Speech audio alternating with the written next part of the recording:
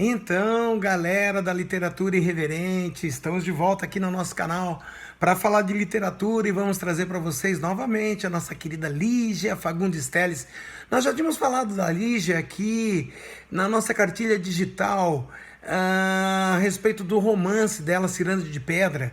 E ela é uma autora muito mais conhecida pelos seus contos e nos presenteou com esta obra-prima, Ciranda de Pedra, que é um romance, né?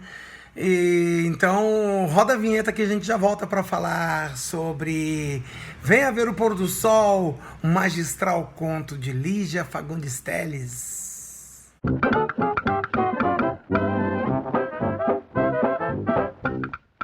Nós vamos começar falando de Lígia Fagundes Telles, com o conto dela. Vamos fazer uma análise literária do conto de Lígia Fagundes Telles para que vocês tenham uma ambientação com este conto que, pelo título e para quem não conhece, parece ser um conto romântico, aquele conto de água com açúcar, mas que vocês vão ver que no desenrolar da narrativa se trata de um conto de terror, muito ao gosto dos assinantes do canal Literatura Irreverente. Venha Ver o Pôr do Sol é a história de dois jovens, tá, que viveram um caso amoroso e que se reencontram depois de algum tempo para um último adeus. Olha só como é que são as coisas. Último adeus. A descrição do espaço, não somente no início como no decorrer do conto, demonstra o teor e a eminência de uma tragédia, pois ela tem como meio físico um cemitério. E daí pode-se concluir que uma luta entre o bem e o mal vai rolar ali naquela parada, né? E tá aí o nó da questão, que é justamente a luta do bem contra o mal, o conflito entre o amor e a morte, e é justamente nesse espaço desolado que se desenvolve a trama macabra. Ela coloca ali no conto, nos elementos, tipo local deserto, portão carcomido pela ferrugem, um velho muro em ruínas. Aí ela já descreve o estado de abandono do local e dão a tônica do mistério. Diga-se de passagem, a Lígia Fagundes Telles, com grande destreza, ela não precisou mais do que o espaço de um cemitério abandonado para escrever o conto que se tornou um clássico da literatura brasileira, né? No entanto, a maneira como ela o descreve nos remete às clássicas histórias de terror. Bem, e é notável também a velocidade com que a trama se desenvolve. O local é um local isolado, é só um cemitério, e não foi preciso mais do que uma tarde para que tudo acontecesse, um pôr do sol.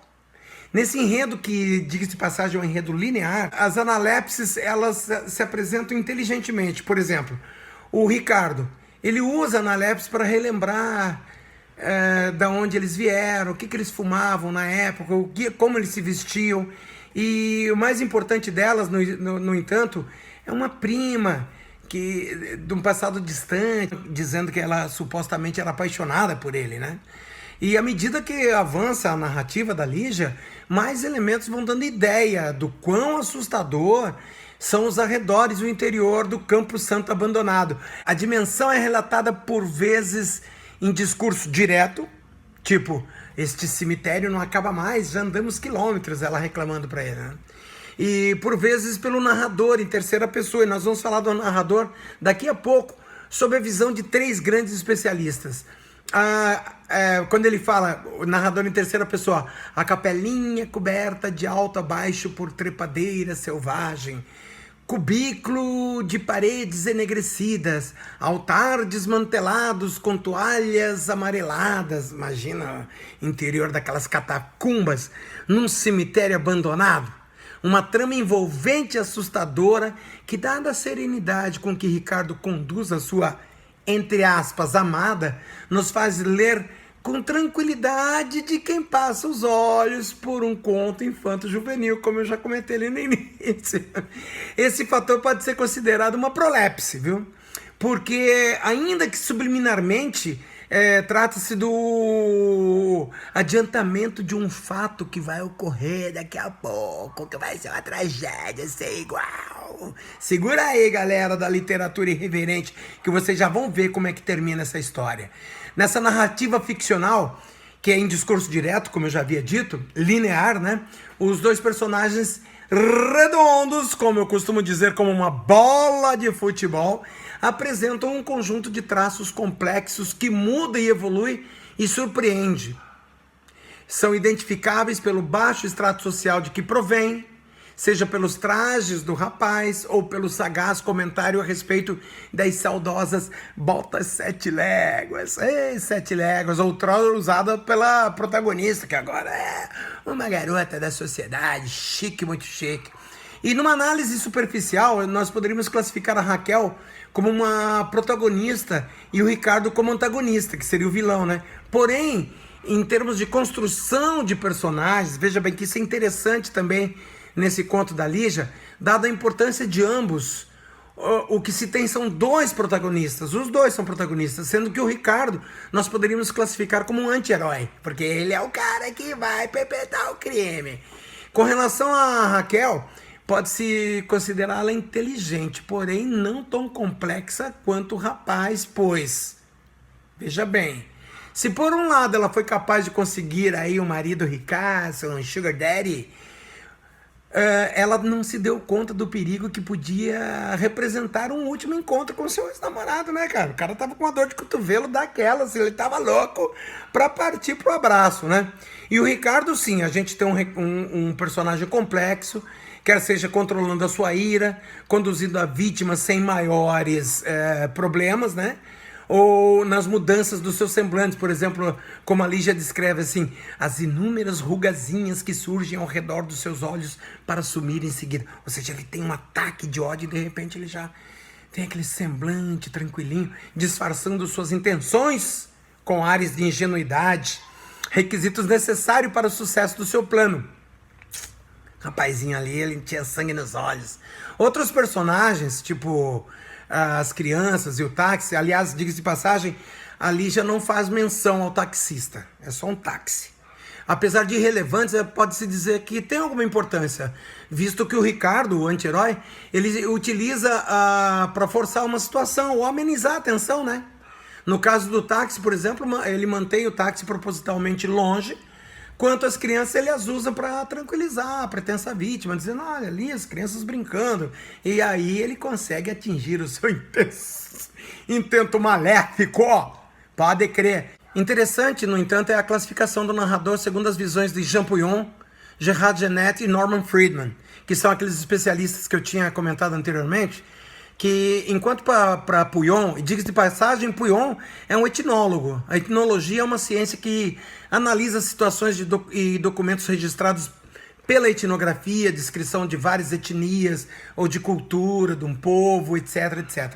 Então o Pouillon tem uma narração objetiva para descrever a Raquel, ou seja, uma visão de fora que tem na descrição de Ricardo uma visão por detrás, já que essa vem também com os fatores psicológicos, as mágoas e todo o contexto que o move para a vingança.